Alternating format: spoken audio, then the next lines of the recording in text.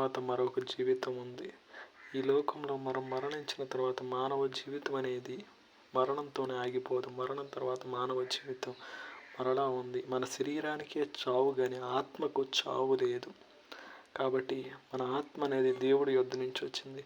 మరలా దేవుడి యొద్దకు వెళ్ళాలి. ఆత్మ రక్షింపబడాలని యేసు ప్రభు ఈ లోకానికి మానవుడిగా వచ్చి 33 సంవత్సరాలు జీవించి మనం చేసిన ప్రతి పాపములు ఆయన శిలువపై వెల చెల్లించి రక్తం చెందించి ఈ లోకంలో ఉన్న ప్రతి ఒక్కరిని రక్షించాడు.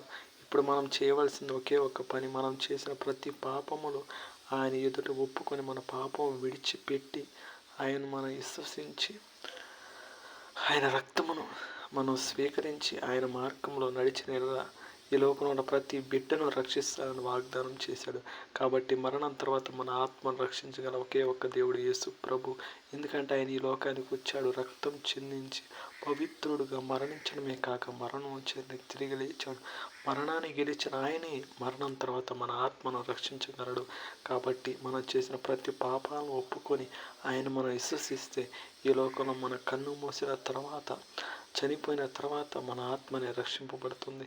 ఆయన తెలుసుకోకుండా మన కన్ను మూసిన ఎడల మన ఆత్మ అనేది పాతాళానికి వెళ్ళబడుతుంది. కాబట్టి మనం చేసిన ప్రతి పాపాలను ఒప్పుకొని ఆయన విశ్వాసం పొంది బాప్టిజం తీసుకొని ఆయన రక్తంలో పాల్పంచుకొని చనిపోయిన తర్వాత మన ఆత్మను ప్రతి ఒక్కరూ రక్షింపబడుకొని ఆ మహిమా లోకానికి ప్రతి ఒక్కరూ వెళ్ళాలంటే ఆయన రక్తం ద్వారానే, ఆయన ద్వారానే మనం వెళ్ళగలం, ఆ క్రీస్తు ద్వారానే.